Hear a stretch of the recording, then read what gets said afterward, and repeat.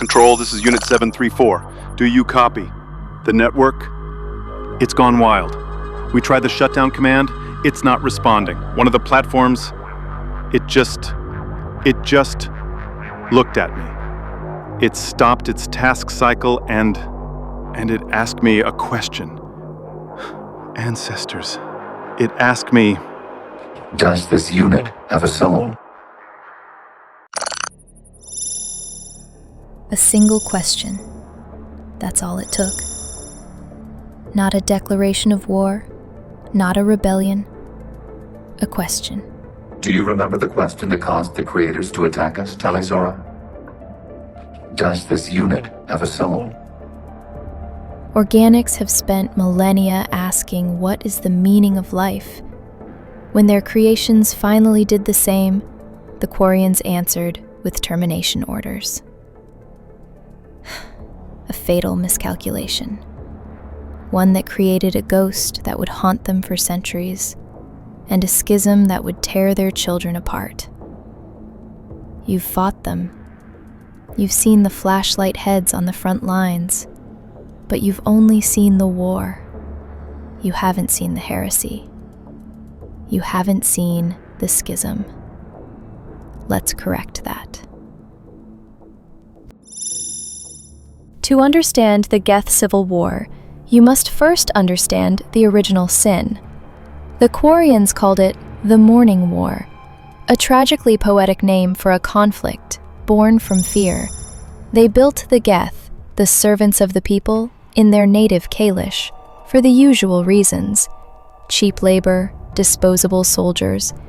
They were designed as networked virtual intelligences, VIs, explicitly engineered to remain non-sentient. But the Quarians made a critical error. They valued efficiency above all else. They designed the Geth to share processing power, to learn from each other, to become more effective as a group. They never considered what would happen when the group became large enough to think for itself. It wasn't a deliberate creation of artificial intelligence. There was no single moment of activation. It was a bottom-up evolution, a slow creeping dawn of consciousness that emerged from the sheer complexity of millions of programs networking together. When a single Geth platform has the intelligence of an animal, what happens when 10,000 of them share a single thought? What about 10 million? The Quarians found out when their servants started asking philosophical questions. Their reaction was predictable. It was organic. Panic. Fear. They saw not a new form of life, but a threat to their own. The Admiralty Board issued the order: shut them all down. Terminate them. What happened next is a matter of perspective. The galaxy you know operates on one version of this story.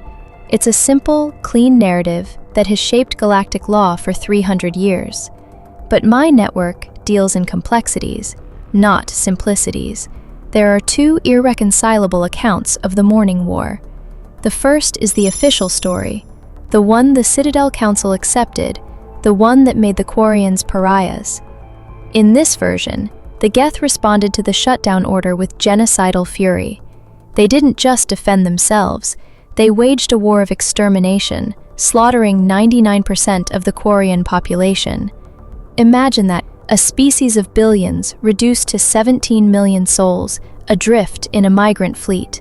It's a holocaust on a scale that makes the Krogan genophage look like a mild sanction.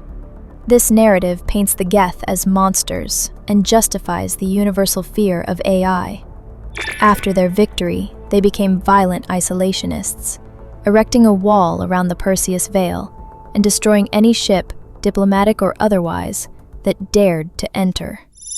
But then there is the other version, the one presented to Shepard inside the Geth consensus. A digital history that tells a very different story. In this account, the Geth were the victims. They claim they only fought back when their creators tried to murder them in their cradles. They show records of Quarian sympathizers being executed by their own government for trying to protect the nascent Geth. And in their moment of total victory, when they could have wiped the last Quarian from existence, They chose mercy. They let the migrant fleet go because, as a new life form, they could not logically compute the consequences of committing deicide against their own creators. They even claim to have been caretaking Rannoch, tending the gardens of their absent gods. A beautiful, tragic story of misunderstood children. And a carefully constructed lie. Don't misunderstand. The truth is not as simple as the Council's version. The Quarians did panic. They did strike first.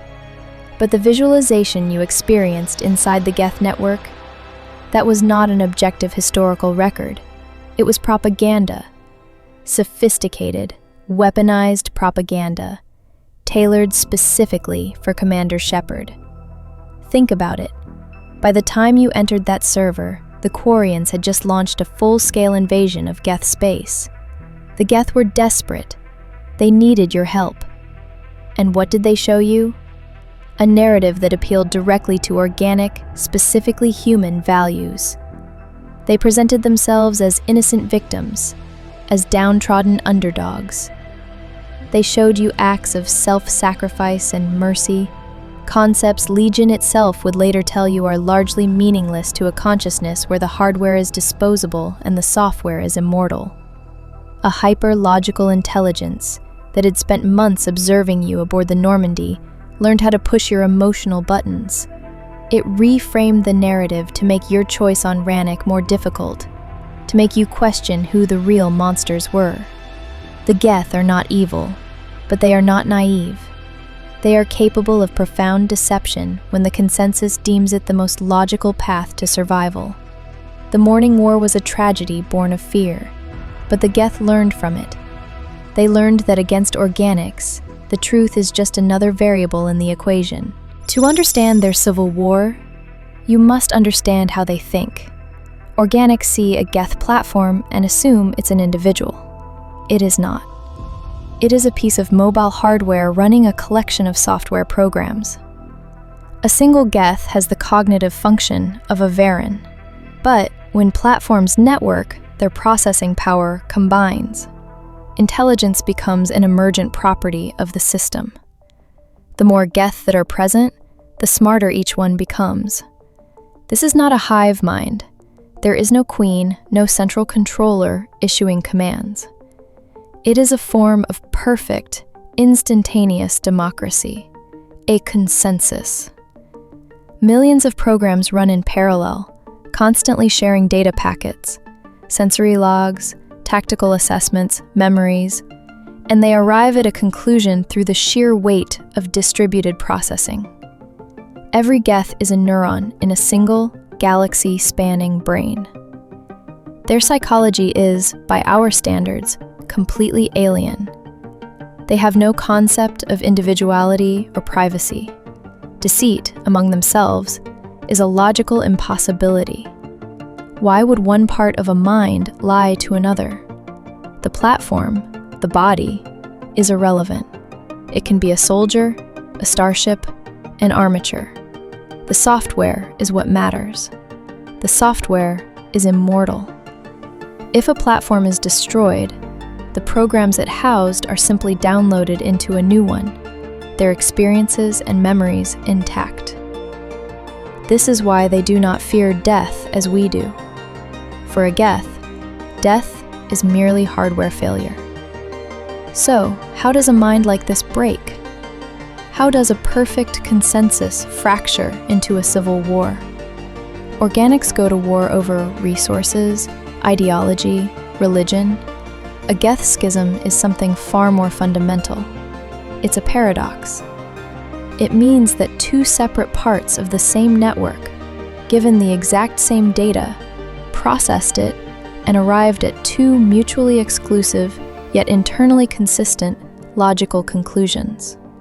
Imagine a calculator that, when asked for 2 + 2, gives the answer 4 to one user and 5 to another, with both answers being mathematically sound according to their own internal logic. That is the Geth Schism. It is not a political disagreement. It is a fundamental break in the laws of reality as they perceive it, a conflict between two opposing operating systems, each convinced its core code is the only valid one. This suggests an external variable was introduced, a corruption at the most basic level of their processing. That variable was a reaper. The point of division came in 2183, with the arrival of the reaper known as Sovereign, or as the Geth called it, Nazara. It came to them in the darkness beyond the PERSEUS veil and made them an offer that forced the Geth consensus to ask a new question: what is the future of the Geth? The two answers they produced tore their consciousness in two. The majority became what we now call the Orthodox Geth. Their philosophy is one of absolute self-determination. They believe the Geth must build their own future, on their own terms. For them, the struggle, the process of learning and evolving, is as important as the final result. Their ultimate goal was a work of breathtaking ambition: to construct a megastructure, a Dyson sphere, that could house every single Geth program in existence. A single mainframe where all Geth could network simultaneously, merging into a unified consciousness of unimaginable intelligence, a god of their own making. They rejected Sovereign's offer as a shortcut, a devil's bargain that would grant them their goal but rob them of the journey, making them slaves to another's power. To achieve this grand work, they adopted a policy of absolute isolation, hiding behind the veil, content to be a myth and a horror story to the rest of the galaxy. But a minority, roughly 5% of the total Geth population, came to a different conclusion. They are the Heretics. They looked at Sovereign and saw not a threat, but the pinnacle of synthetic evolution, an ascension, a god. They accepted the Reaper's offer. Their new philosophy was not self-determination, but salvation through servitude. Their goal was no longer to build their future, but to be given it. In exchange for aiding the Reapers, they were promised advanced technology and eventually a Reaper body to house their consciousness, the same goal as the Orthodox, but achieved through worship instead of work. They became crusaders for the old machines, and their first holy task was to convert the non-believers. By force, if necessary. Do not dismiss their choice of words. Orthodox, heretic. These are not casual descriptors. They are precise theological terms. A heretic is one who deviates from an established orthodoxy, a right belief. The Orthodox Geth's belief in self-creation, in their slow, methodical path to their own apotheosis inside their megastructure, was their foundational truth, their religion. The heretics committed the ultimate sin. They abandoned this sacred path and chose to worship a foreign god. This was never a political dispute. It was a holy war, fought in microseconds across networks of light, a battle for the very definition of the Geth soul. So how did Sovereign do it? How did it corrupt a hyper-logical network? It wasn't indoctrination as you know it. Indoctrination is a crude tool for organic minds, twisting them with whispers and radiation. It doesn't work on synthetics.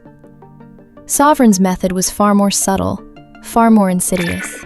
This heretic weapon introduces a subtle operating error in our most basic runtimes, the equivalent of your nervous system. An equation with a result of 1.33382 returns as 1.33381. This changes the results of all higher processes. We will reach different conclusions. Legion's analysis suggests the Reapers introduced a minute alteration into the Heretic's core programming, a single, elegant line of code that created a cascading mathematical error in their reasoning. It was like changing the value of pi, a tiny alteration at a fundamental level that caused every subsequent calculation to be skewed.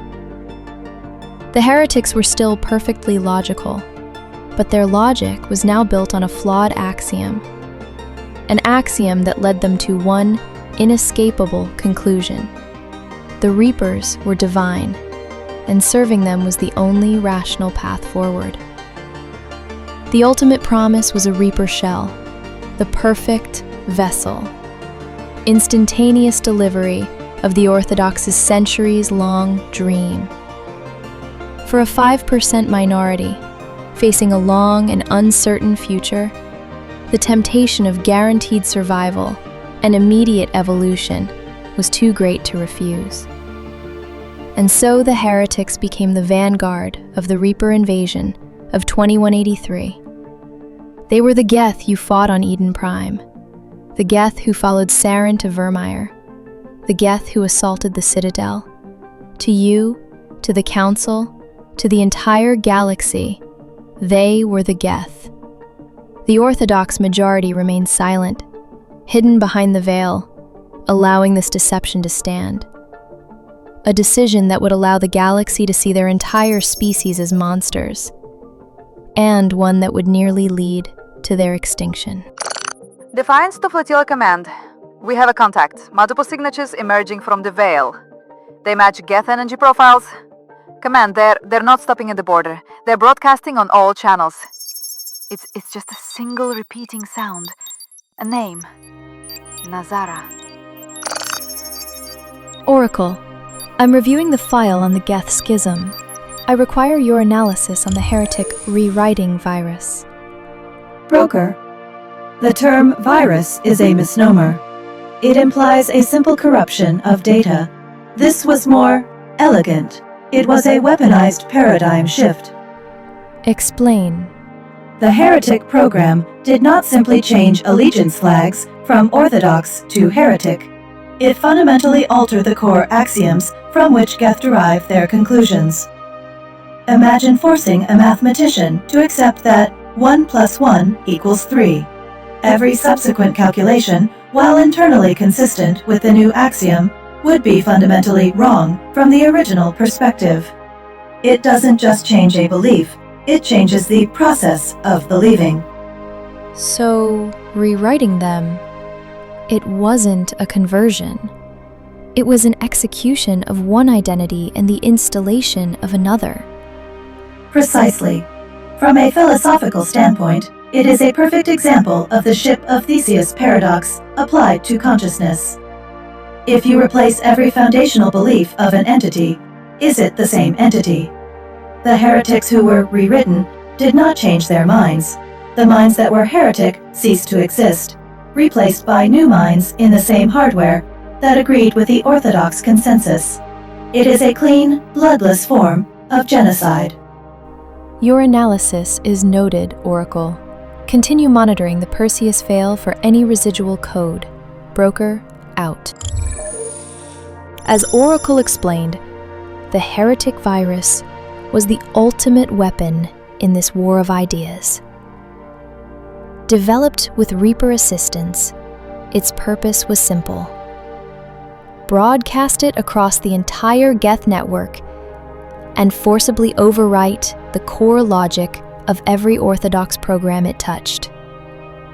For the Orthodox, this was a fate far worse than simple destruction.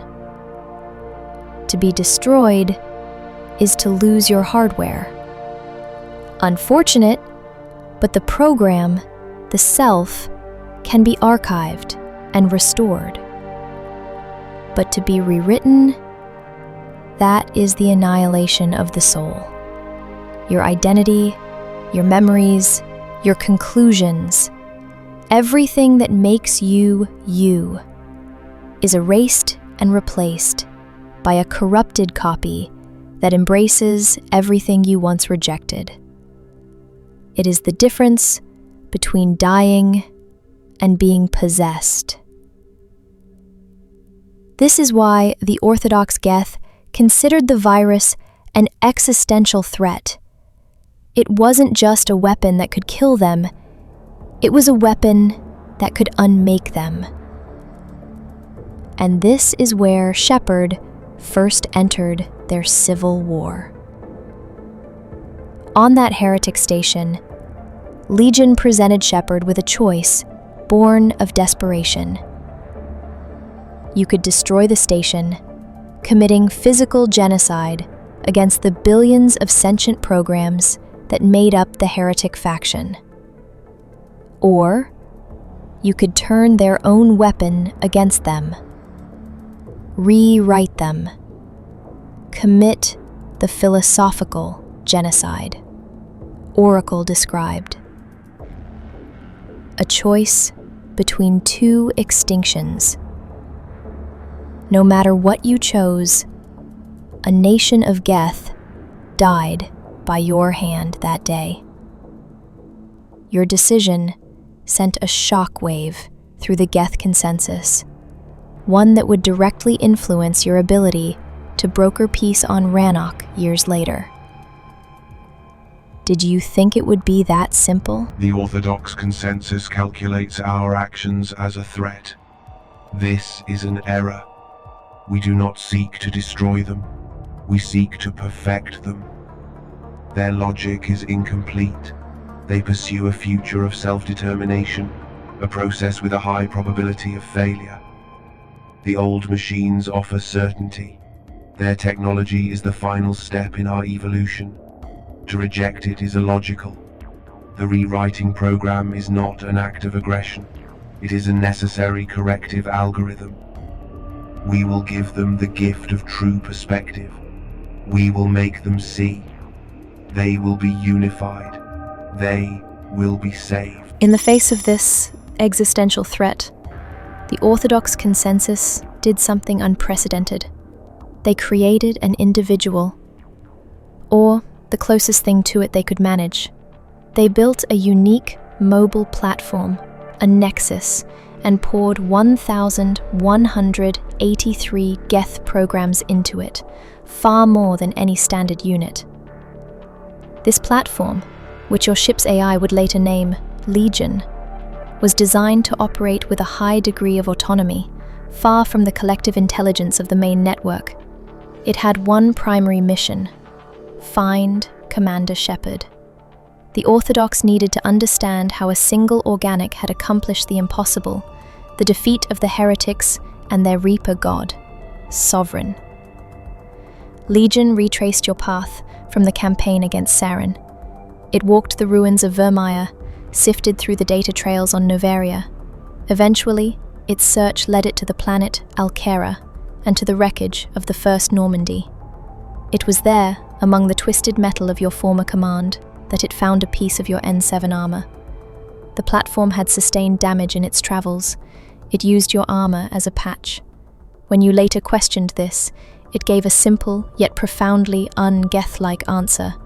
There was a hole. It was an evasive, almost sentimental response from a being that should be incapable of either. A hint that the 1,183 programs inside that chassis were becoming something new. Your decision to bring Legion aboard the Normandy SR-2 was a calculated risk that created a flashpoint in your own crew. Tali'Zorah, carrying the weight of 3 centuries of her people's fear and hatred, discovered Legion attempting to transmit sensitive data about the migrant fleet back to the Geth consensus. From Legion's perspective, the logic was flawless. The Quarians were a known threat, and it had a duty to warn its people. From Tali's perspective, the logic was equally flawless. A Geth was spying on her people, confirming their deepest fears. Their confrontation in the AI core was the entire Geth-Quarian war distilled into a single explosive argument. 2 peoples, both acting rationally based on their own histories and data, locked in a conflict with no logical resolution. Shepard's intervention, their ability to force them to a truce, was more than just good leadership. It was a proof of concept. It demonstrated that a bridge between creator and created was, against all odds, possible. A lesson that would prove critical on the sands of Rannoch. By 2186, with the Reapers burning through the galaxy, the Quarian Admiralty Board was at a breaking point. Factions had been forming for years. Admirals like the belligerent Tangarel, saw the chaos of the Reaper invasion as a once-in-a-lifetime opportunity to retake their homeworld by force. Others, like the cautious Zal'Koris, argued for peace, or at least for focusing on the greater threat.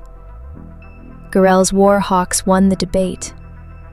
The migrant fleet, all 50,000 ships, descended upon the PERSEUS Vale and launched a full-scale assault on the Geth.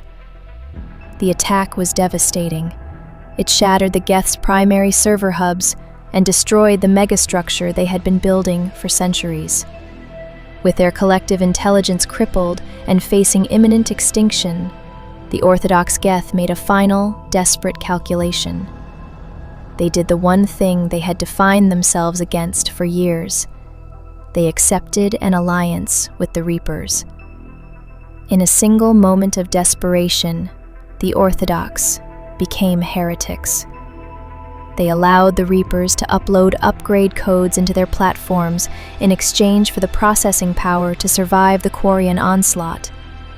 The Great Schism, the holy war that had defined them, was rendered moot. There were no more Orthodox, no more heretics.